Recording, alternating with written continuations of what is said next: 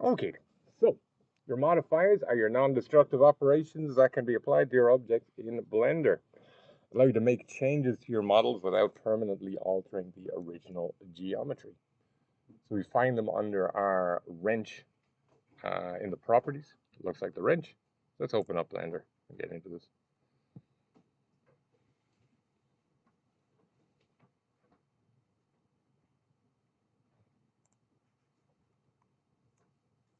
So modifiers, we find them under this little wrench called modifiers. We've looked at one or two before. We can access and apply them through this panel.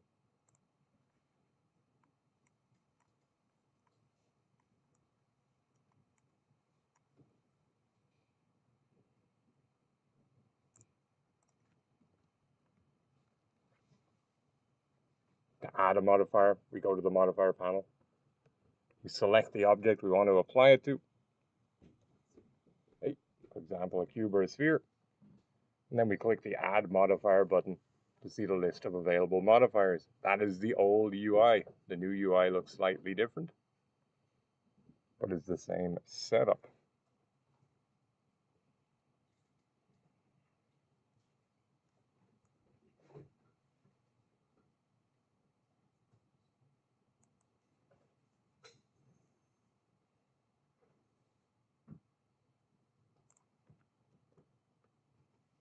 Definitely the most commonly used one is the subsurface modifier, subdivision surface. Its purpose, it smooths the geometry by subdividing the faces, so it subdivides without you having to go into edit mode to subdivide. And we can add this modifier to create a smoother surface, depending on what we have modeled. Under our controls, we can set the number of subdivisions and the level of smoothness. So with a cube, it's just going to try and round off this very basic shape of a cube. I go to Add Modifier, and I can search for subdivision surface, sub D. It'll tell me I find it under Generate, I do subdivision surface. Or we can just look under Generate, and you can find it in the list.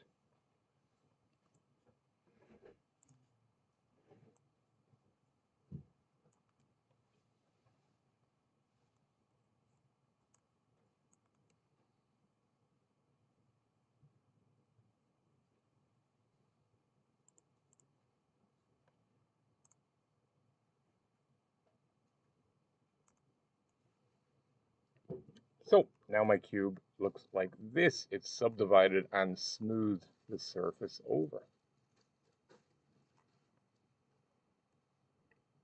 Number of levels in the viewport is 1, so that's 1 subdivision. I can increase that by rolling it up, and we can see a smoother and smoother shape. So there it is at 4 levels.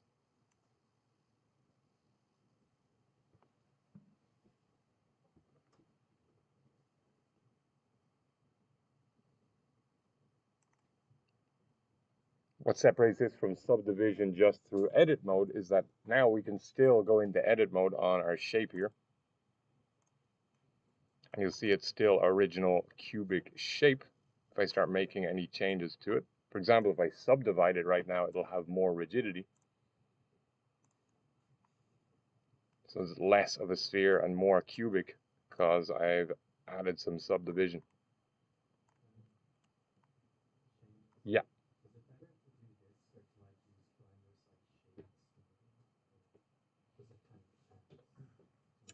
I mean, they're two different things. Shade smoothing is just going to make things look smooth. So I can shade smooth on this one. And yep, it blends between the different reflective points of the faces. But what subdivision surface is doing is actually changing the surface and adding more detail to it. So they're different processes.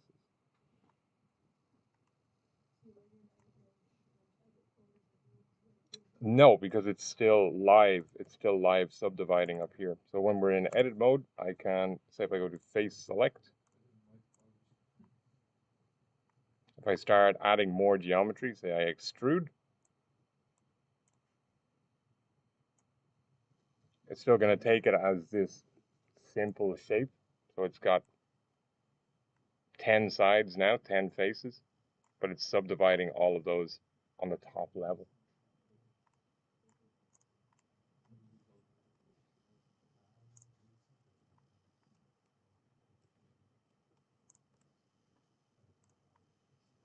So you can have quite simple shapes that look quite smoothed off when we leave edit mode.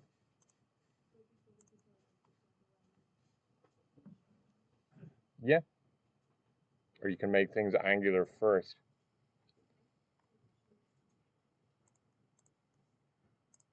And we can change the number of levels of subdivision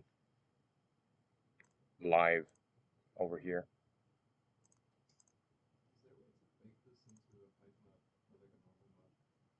Yes, I think there would be a way of baking it and then having that display using displacement. Yeah.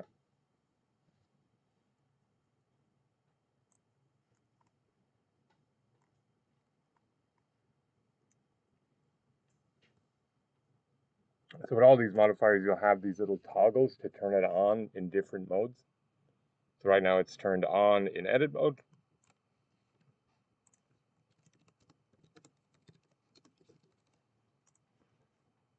On in the viewport.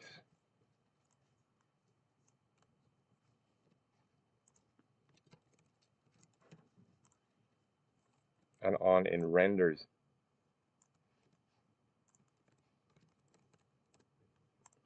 So we can disable it in each viewport if we want. So I want it disabled in my viewport. I just check that off. And now I can see what the original shape actually is before the subdivision is applied.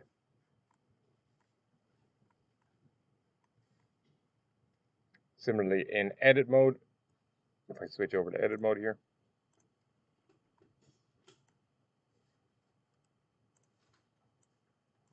I can disable in edit mode with this little checkbox on or off here. If I just want to work without seeing the cage.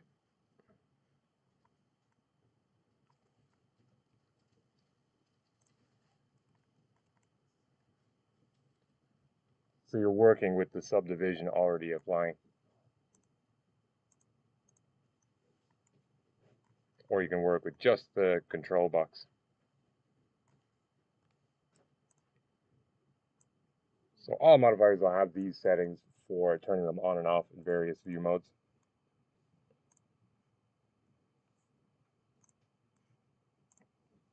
And another common thing that they have is the ability to apply or duplicate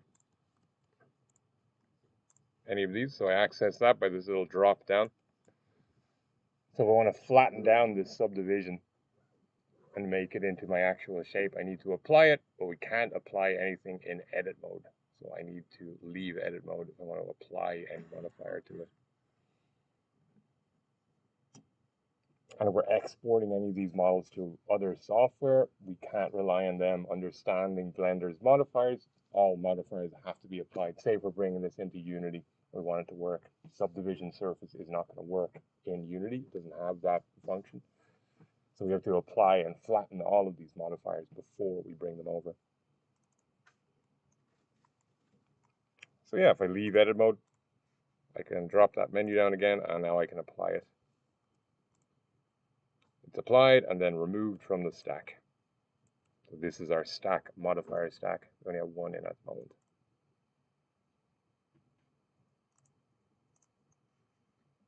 And now if I jump into edit mode, that is just the actual shape now. There is no secondary subdivided shape over it.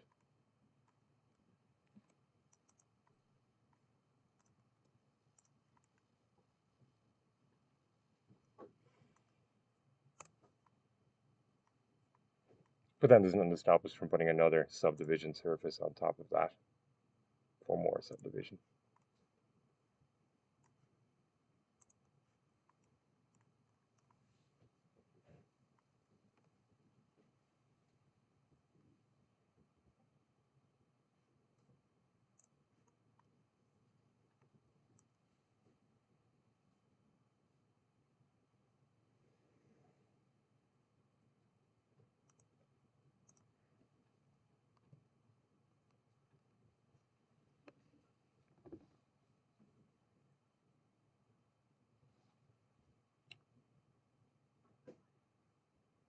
mirror. So mirror, as you can see from this model here, is going to duplicate your mesh across a specified axis. So useful for symmetrical modeling, characters or anything that has symmetry in its shape.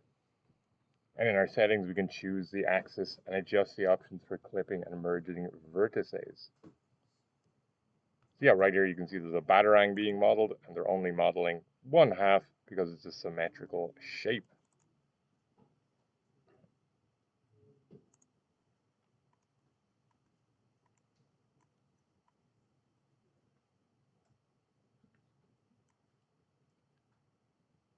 We can apply mirroring to any object just through generate mirror, adding the modifier.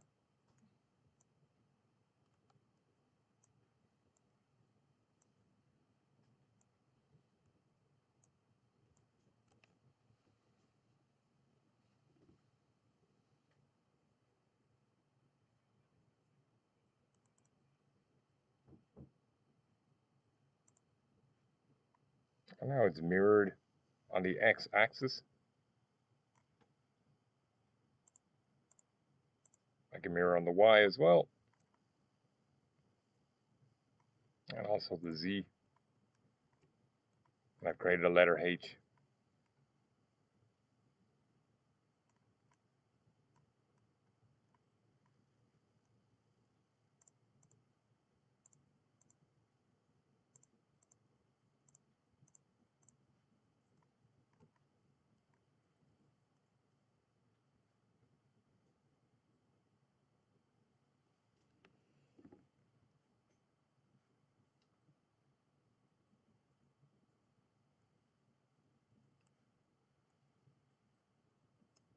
So this also has settings for an object we can use as our mirror object point, and an object for clipping where we're merging the two meshes together.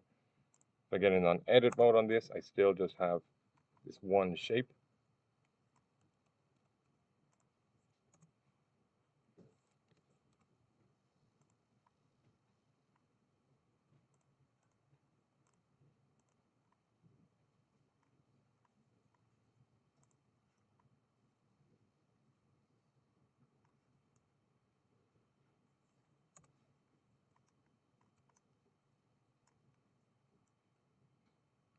If I go ahead and add an empty object,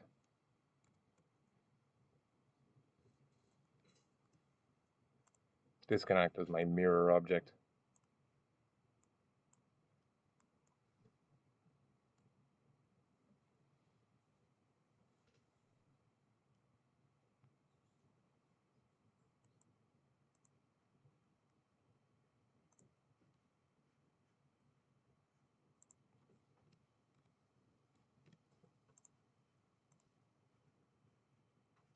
There's my empty. I'll just rename it.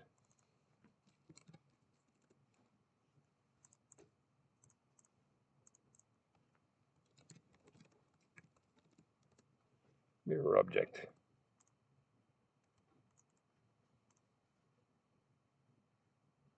And now on my mirrored item, I can select a mirror object.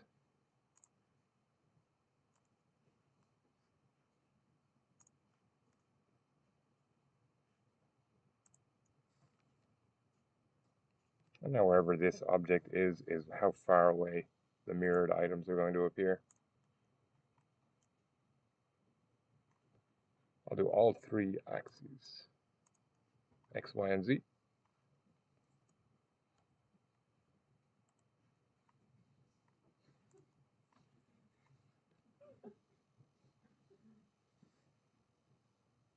I can set these as far or as close together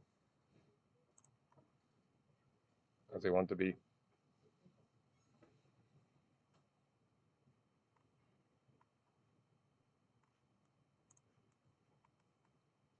And rotation will also play a factor.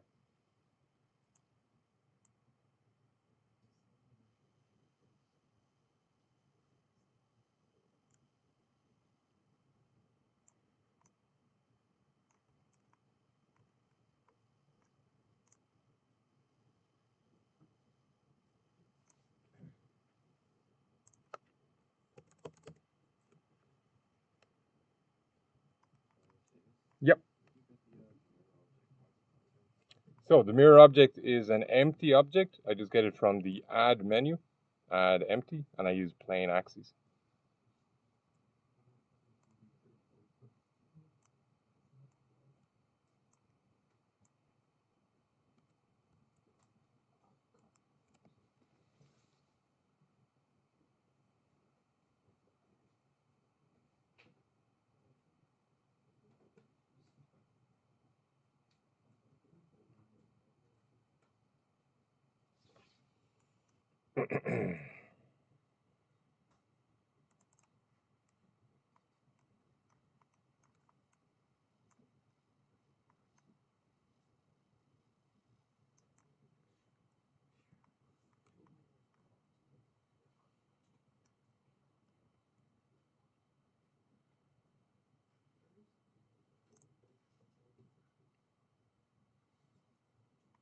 So generally, if you want to build something mirrored, a good way to get started is to build an object that has a side missing, a half side missing, that then you can join using the mirror object. So, for example, a cube. If I wanted to say mirror this on the x-axis, I probably chop this in half first to make sure that there is no doubling up of vertices. Chop it in half, meaning use my loop cut. So new cube, edit mode, loop cut. I'll cut this in the center and then just delete half of the vertices.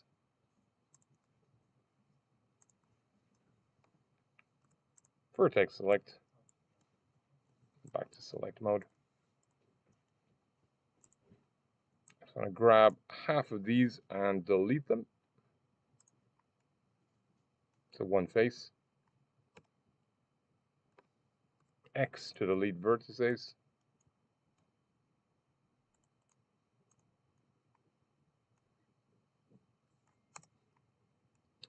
And then I go ahead and add the mirror modifier to it. Generate mirror.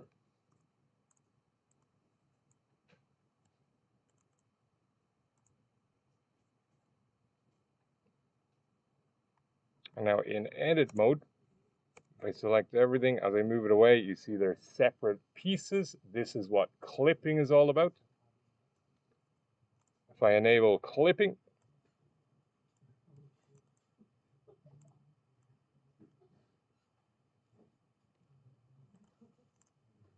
and I'll select everything again. As I move things around, now they're clipped together. As I build and create, it's going to create a mirrored object.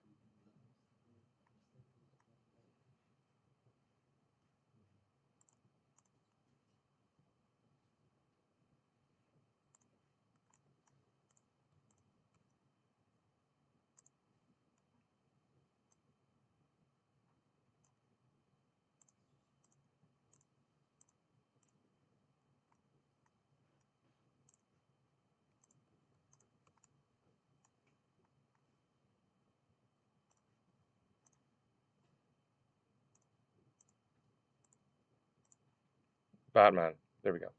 So there is my Batarang created with those two perfectly made halves.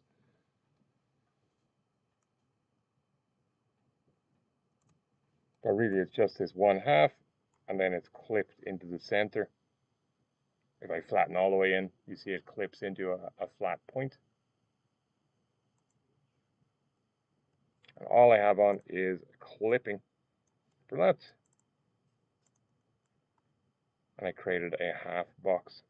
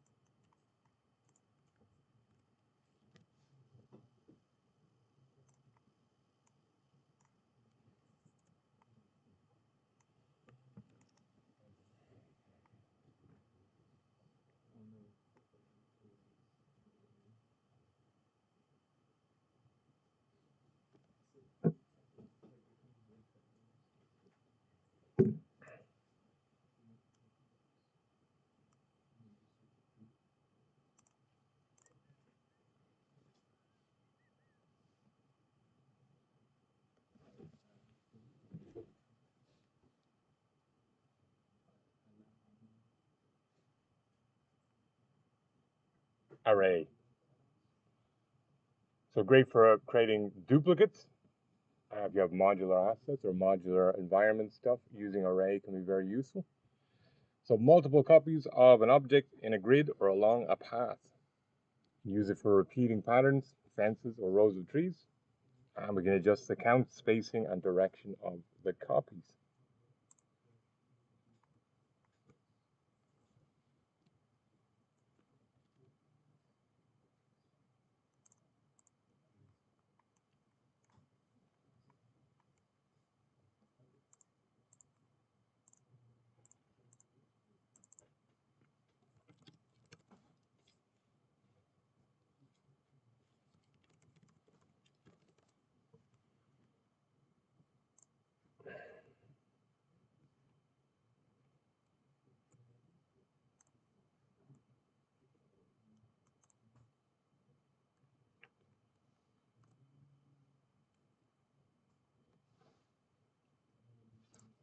So adding array will generate an array of copies of the object you added to. I can add it to my Batarang, and it creates a double right next to it.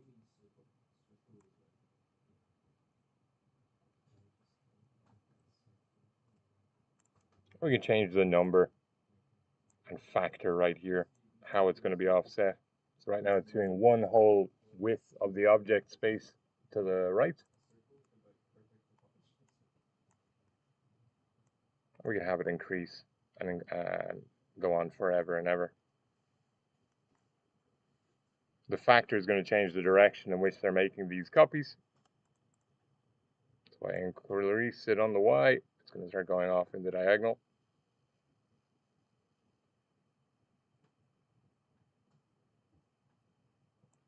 If I bring it in on the X,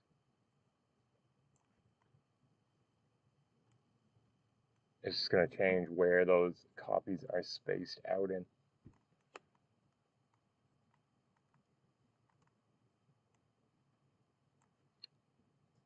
So useful if you have something like a city street or you have corridors that you want to repeat.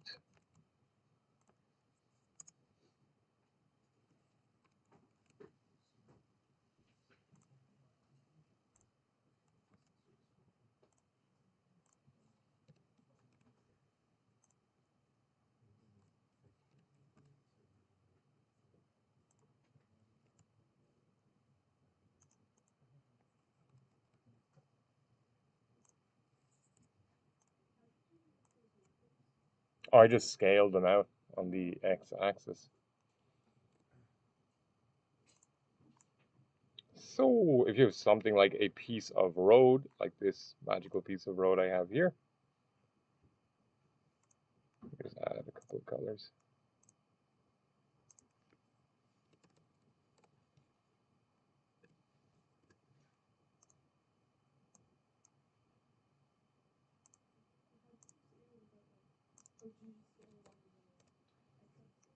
Yeah, along the X-axis. So S and then X.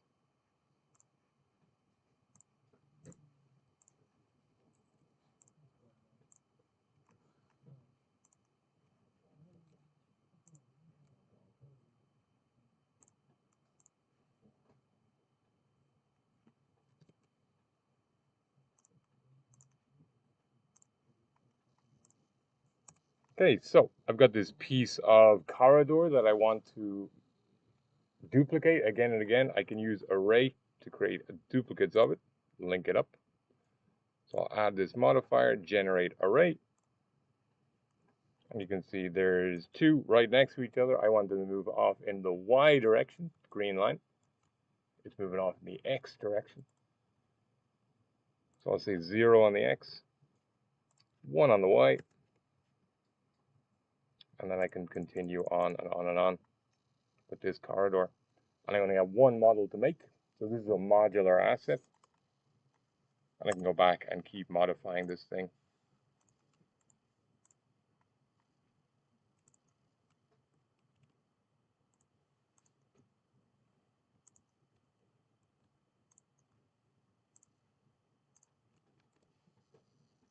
So I create some extra geometry some corridor space, and it's creating it into space for me.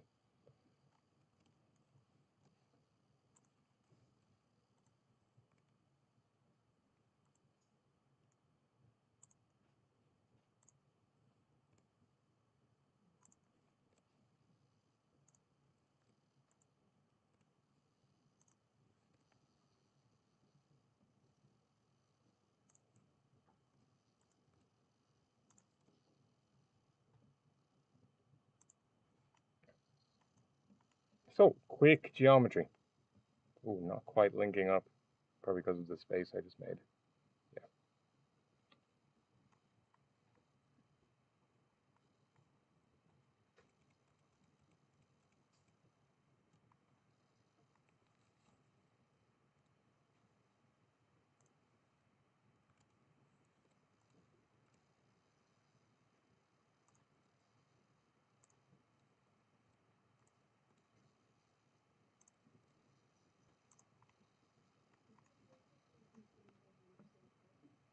To replace the number of loops. You can grab loops and dissolve them.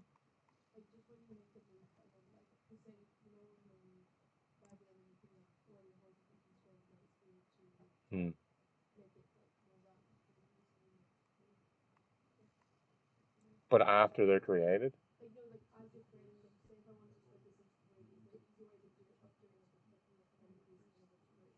You can use the shortcut Control or and then the mouse wheel, I believe, can help scroll up. Yeah. So if you use the shortcut Control or, then use the mouse wheel, you can scroll up the number of cuts you're going to cut.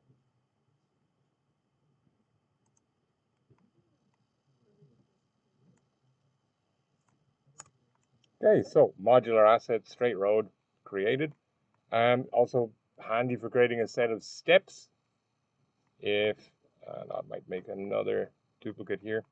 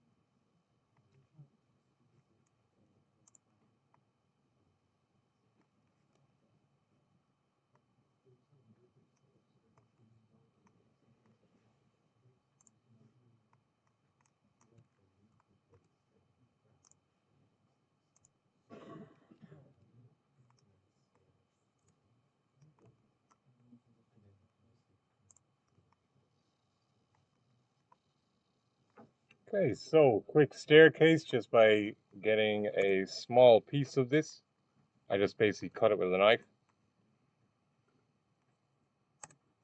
And then I can just use the array modifier again.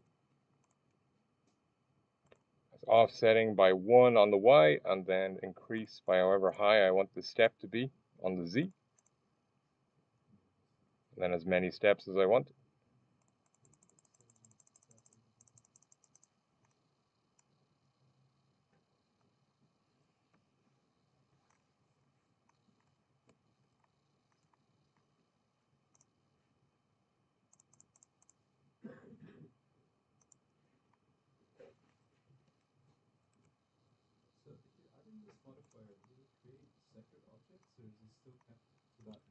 It's still kept to one mesh until we apply it. So it's still live. You can add more and more, but it is just going to be that one mesh.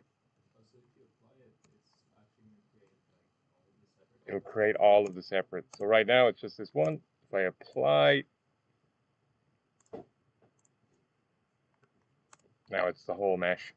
It's created it all.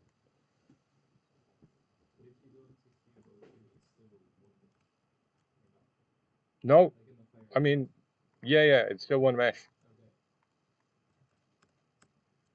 It's just that was what the mesh was, and then the modifier applied and created all these extras.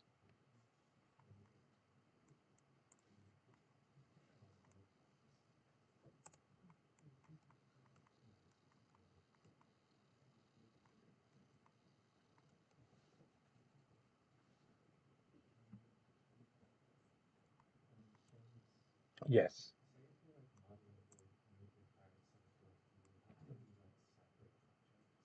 I mean, if they're going to move separately, then yes. Yeah. So like the barrel or something like that would be a separate object, so it can turn.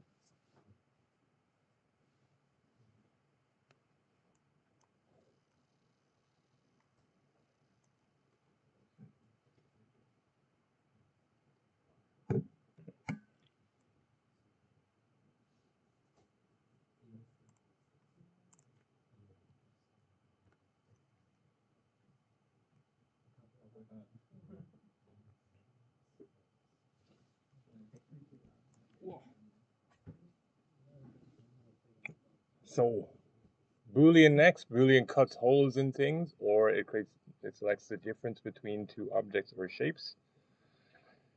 Boolean encoding, is true or false, on or off. So that's what this does. It's on or off space, you could think of it as. Union, difference, and intersect between two or more objects. So you can combine or subtract geometry from itself. So for example, here, let's say I wanted to cut some holes in this thing, cut some window holes.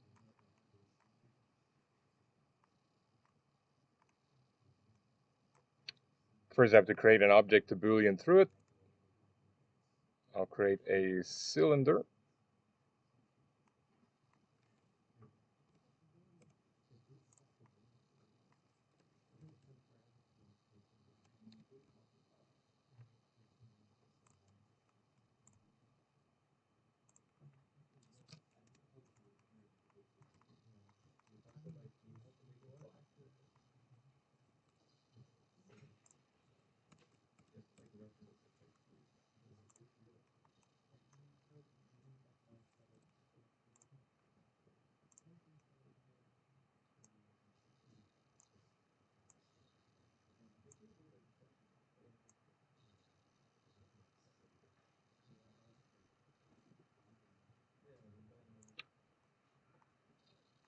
So I have an object sticking through my object.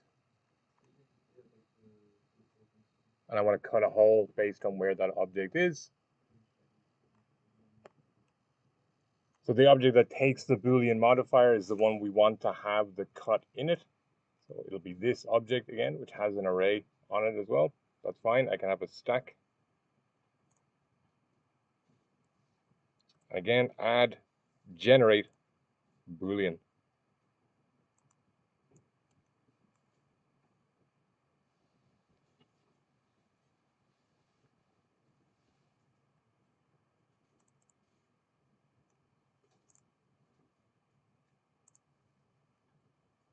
And then it's going to look for the object to Boolean. I'm going to rename the cylinder to Boolean cylinder, or bool sil.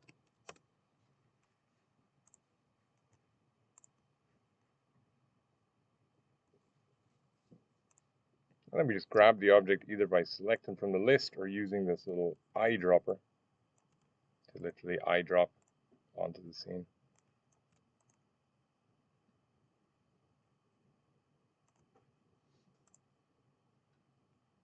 Bool sil.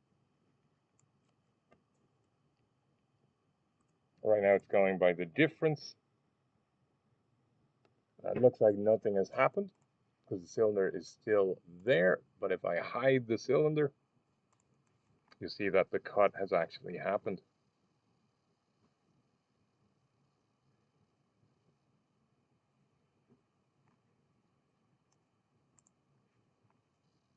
The cut is still alive, so if I modify the cylinder in any way, change the scale a bit,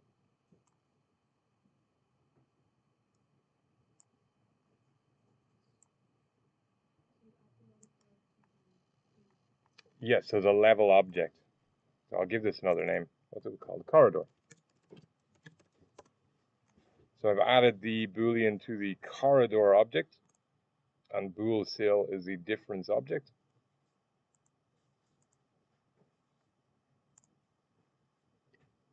If I hide my bool cylinder in the viewport, I can see the actual result. The cut is taking place.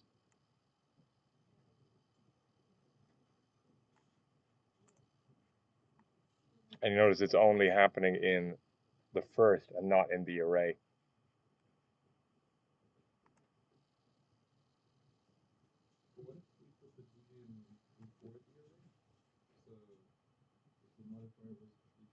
Give this guy 10 points.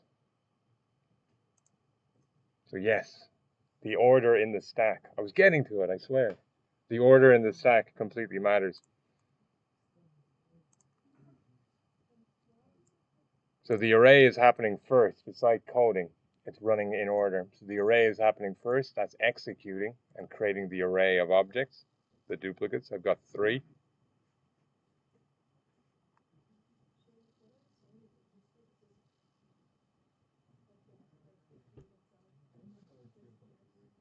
Okay, so you're assigning the Boolean object, yes? Cylinder, and then it just disappears. Like that? Okay, I'll take a look. I'll take a look in a moment. Anyway, as was just pointed out, the order matters. This Boolean is only happening to one object in my 3, duplicated. So if I move that up to the top of the stack, again, this little drop down arrow, or I can just grab it and shift it. Now the Boolean is happening first and then the array. So both are being repeated throughout the sequence.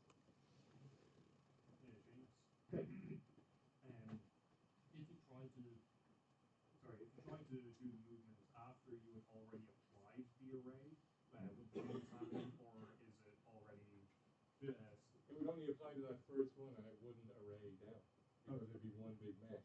Yeah, so it wouldn't matter if you change the order. Yeah.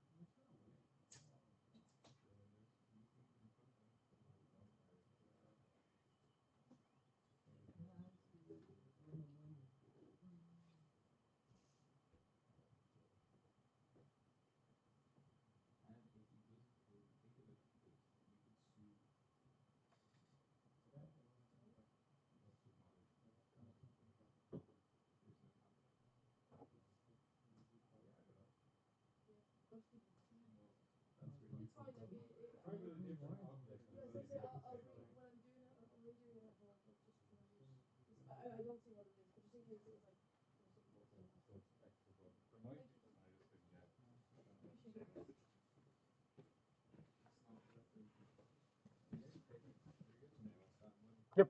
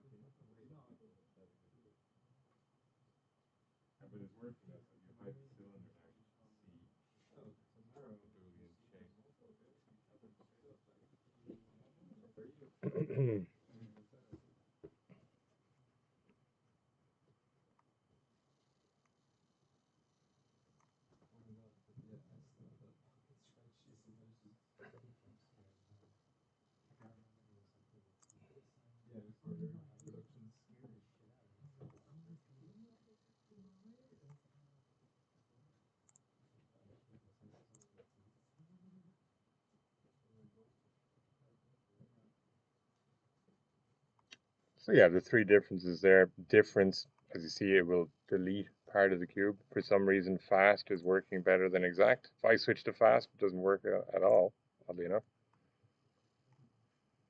Union is just going to unify everything together. So it's all one big happy shape family. And then intersect is wherever the shape is overlapping. The Boolean cylinder is overlapping, it will show the model. So not much to see.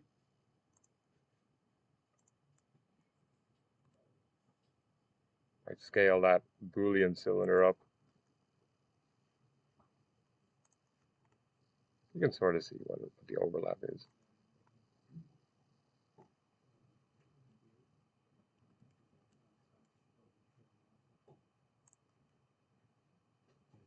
Yep.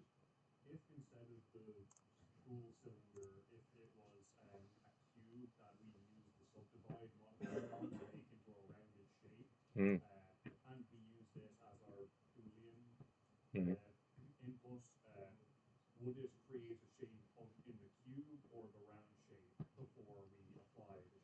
Before you applied the subdivision surface, it would probably use the cube, the base shape. Probably, but we could test it. Sounds like a fun experiment.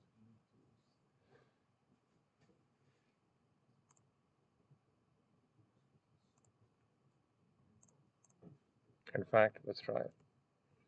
Mesh, cube.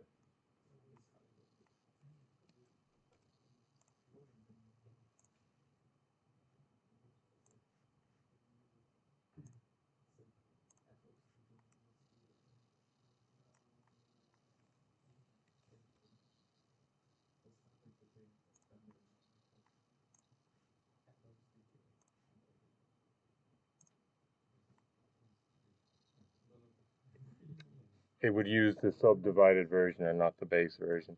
We now know.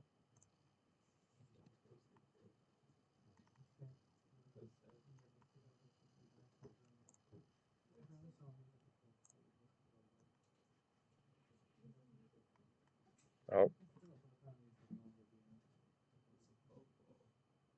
I may have crashed. I may have crashed it. You and your damn experiment.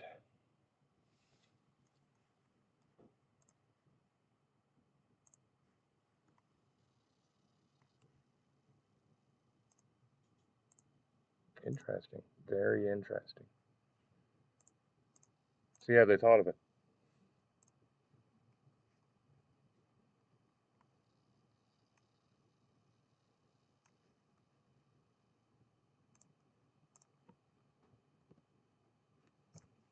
Solidify. Good for adding thickness to anything that's very thin.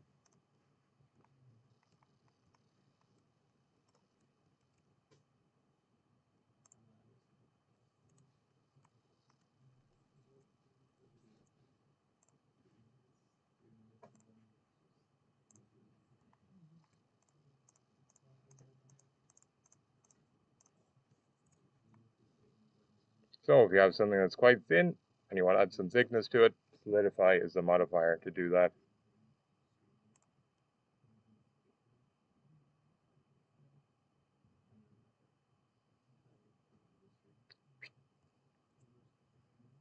So it's like an extrude, but it'll just handle all of the extrusion for you. You don't need to go through and do it.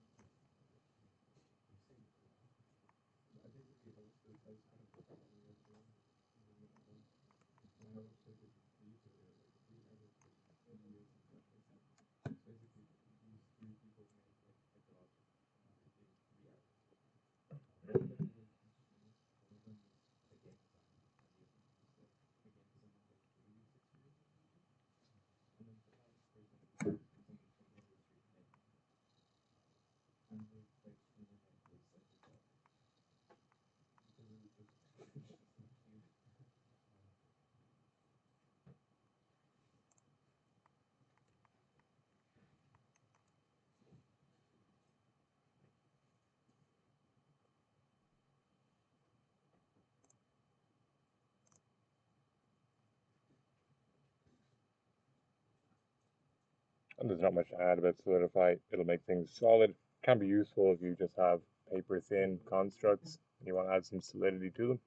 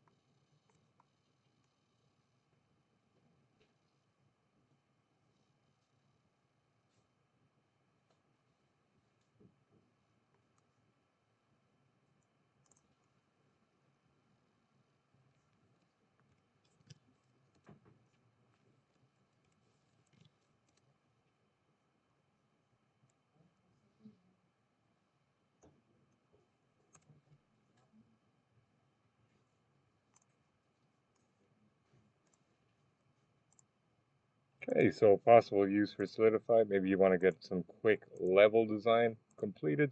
If you have your level map, you could import it as a plane.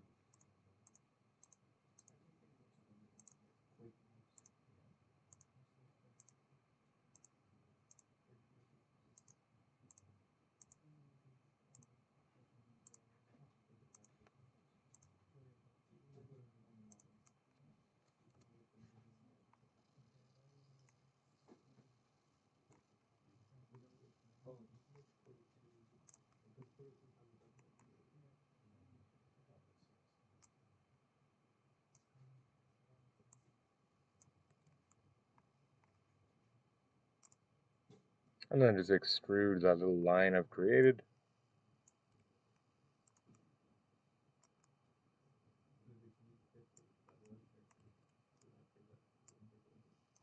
What the heck?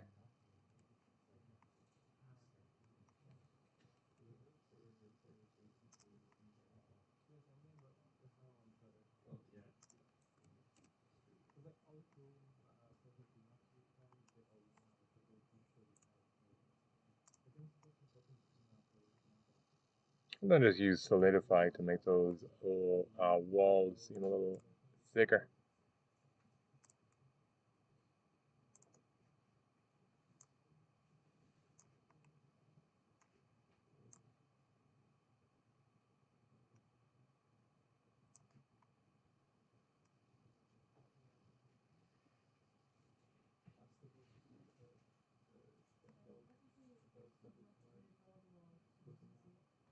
Yeah, so I actually used an image for it. So it's up on, yeah.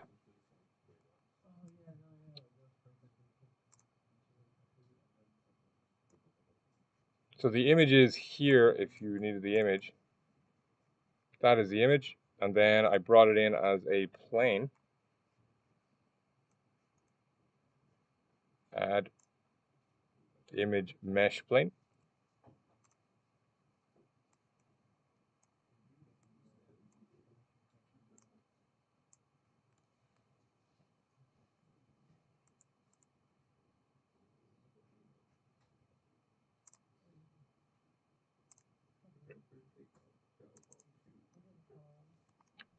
And then that adds it as a plane, and you can see it down here. That's a different image.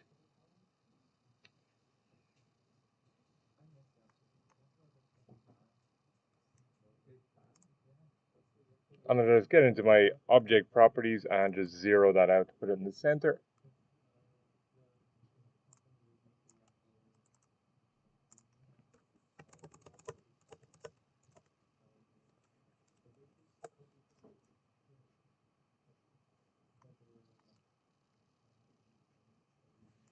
And I need to hide the rest of these really be good, but I'll just move this out of the way.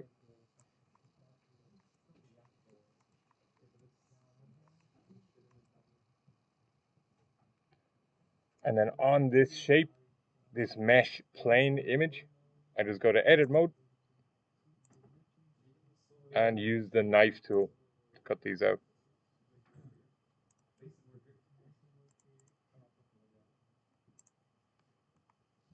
Top view, and then just start cutting these wall shapes out.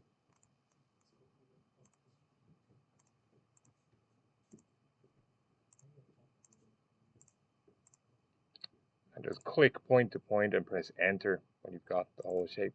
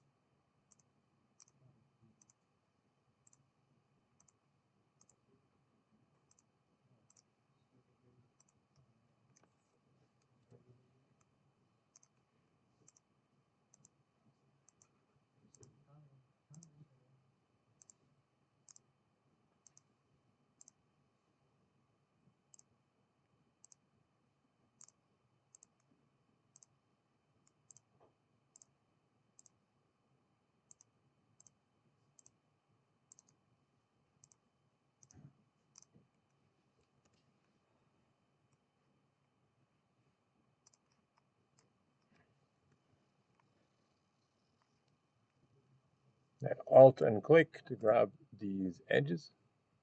Shift Alt, Shift Alt.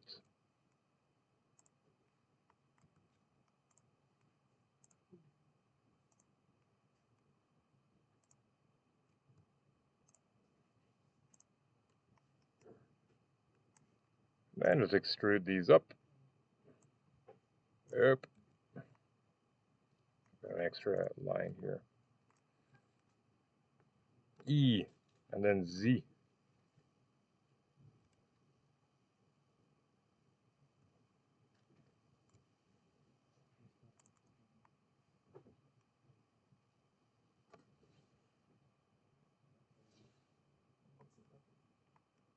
And then add solidify, add some solidity to the walls.